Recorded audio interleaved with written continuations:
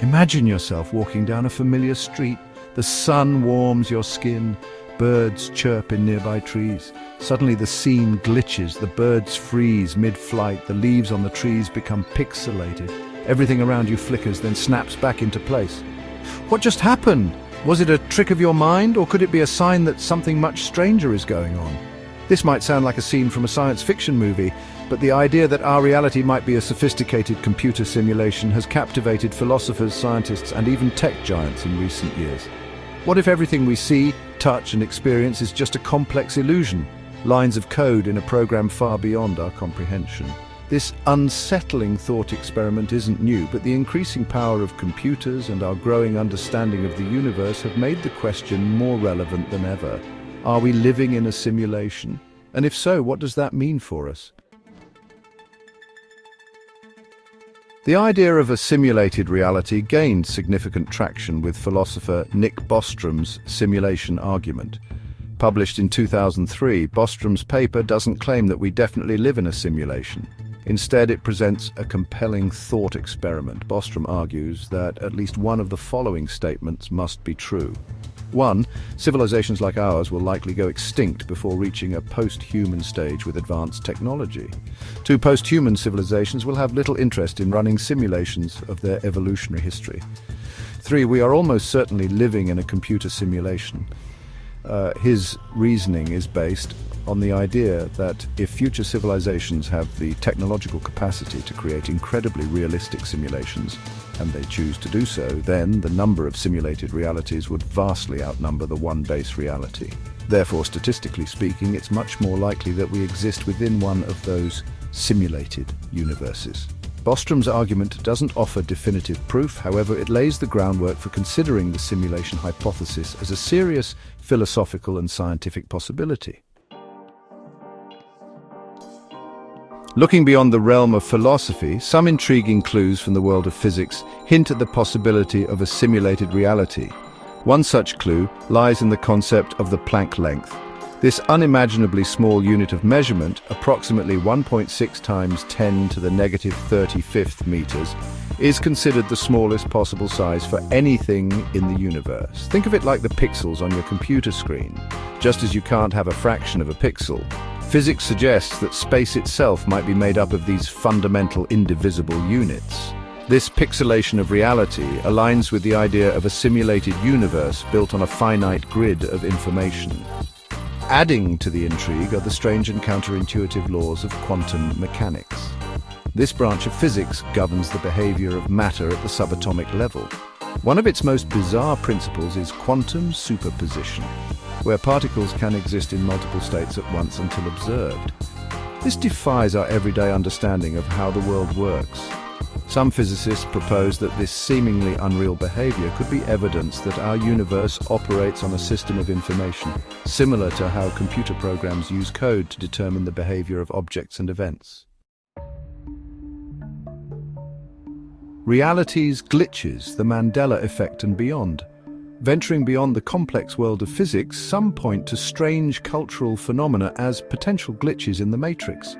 One of the most widely discussed is the Mandela Effect, named after the South African leader Nelson Mandela. This phenomenon describes a collective false memory where a large group of people vividly remember something differently than how it actually occurred. A popular example is the children's book series The Berenstain Bears. Many people insist on remembering it as the Berenstain Bears, complete with a distinct spelling. While explanations for the Mandela Effect range from psychological biases to the fallibility of memory, some see it as evidence of inconsistencies or alterations in our simulated reality. Furthermore, anecdotal accounts of strange coincidences, déjà vu experiences, and the feeling of living in a simulation abound. While often dismissed as mere coincidence or tricks of perception, these experiences fuel the fire for those who entertain the possibility of a simulated existence.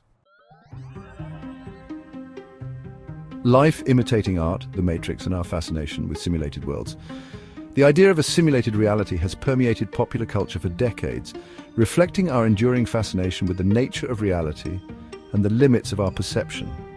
Perhaps the most iconic example is the 1999 film The Matrix, which presented a dystopian future where humans unknowingly live in a computer simulation controlled by sentient machines. The film's exploration of free will, the nature of reality, and the choice between embracing a comforting illusion or facing a harsh truth resonated deeply with audiences worldwide. It also introduced the concept of a simulated reality to a mainstream audience, sparking widespread discussion and debate. Beyond the Matrix, countless books, films, and video games delve into the concept of simulated worlds. From virtual reality experiences that blur the lines between the digital and the real to stories set within elaborate online games, our cultural landscape reflects a growing awareness of the potential for technology to create immersive and convincing artificial realities. Elon Musk. Living in a simulation is more likely than not. Elon Musk, the billionaire entrepreneur known for his ambitious ventures with SpaceX and Tesla, has become a vocal proponent of the simulation hypothesis. Musk argues that the rapid advancements in video game technology, particularly in creating realistic graphics and immersive virtual worlds, offer a glimpse into our own potential future as creators of simulations. He points out that if we continue on our current technological trajectory, it's only a matter of time before we can create simulations indistinguishable from reality. And if we can do it, who's to say a more advanced civilization hasn't already done so, placing us within their own grand simulation? Musk goes so far as to suggest that the odds of us living in base reality are 1 in billions. While his claims are based on speculation, rather than concrete evidence, they highlight the growing acceptance of the simulation hypothesis within certain scientific and technological circles. The red pill or the blue pill, living with the question, so are we living in a simulation? The truth is, there's no definitive way to know for sure. The simulation hypothesis remains a captivating thought experiment, a rabbit hole of what-ifs and mind-bending possibilities. It challenges our understanding of reality, pushing us to question the very fabric of our existence. But even if we can't definitively prove or disprove the simulation argument, it serves as a powerful reminder of the limits of our knowledge and the vastness of the unknown. It encourages us to examine our place in the cosmos, to consider the possibility that our universe might be far stranger and more complex than we ever imagined. Ultimately, the question of whether we live in a simulation might be unanswerable. But the journey of exploring that question, of delving into the mysteries of physics, consciousness, and the nature of reality itself, is a journey worth taking.